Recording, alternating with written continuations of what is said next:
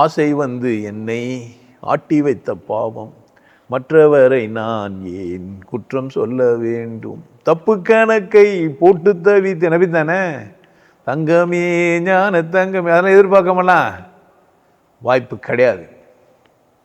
ஆனால் எதையும் எதிர்பார்க்காத மனநிலை வேண்டும் அப்படின்னா கிடையாது.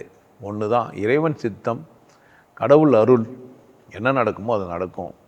அதை கூட நான் ஒத்திசைவு கொள்ள முடிஞ்சால் ஒத்திசைவு கொள்ளணும், வானான்னு ஒதுக்க முடிஞ்சால் வானான்னு ஒதுக்கணும்.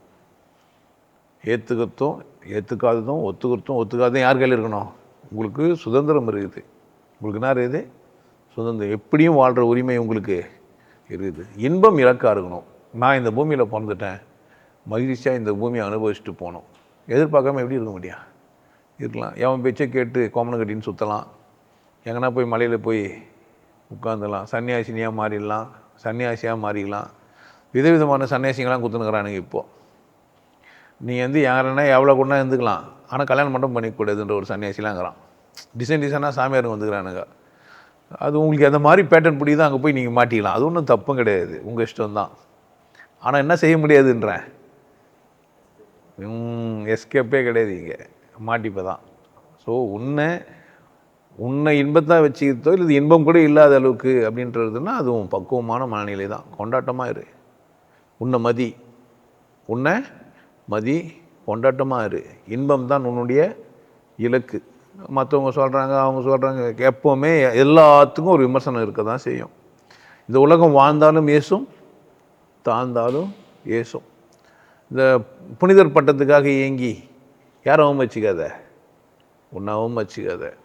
அதனால் எதிர்பார்க்கக்கூடாதுன்னா என்ன? எதிர்பார்க்கக்கூடாது. எதிர்பார்ப்பற்ற மனநிலை வரணும்னா எனக்கு ஏற்ற மாதிரி தான் எல்லாம் நடக்குன்றது எதிர்பார்க்கக்கூடாது. எப்படி நான் எதிர்பார்க்கக்கூடாது? எனக்கு ஏற்றபடியே எல்லாம் நடக்கும் இல்லை. அது வந்து ஆன்சர் சீட்டை பக்கத்தில் வச்சுன்னு எதுனா அது பேர் என்ன இல்லை, அது வந்து பரீட்சை நீங்கள் சந்திக்கலை.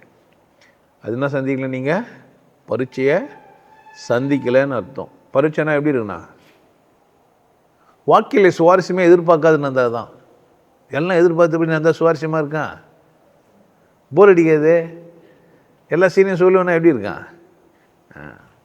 அப்போ வலிக்காத மனநிலை வேணும். என்ன இருக்கணும்?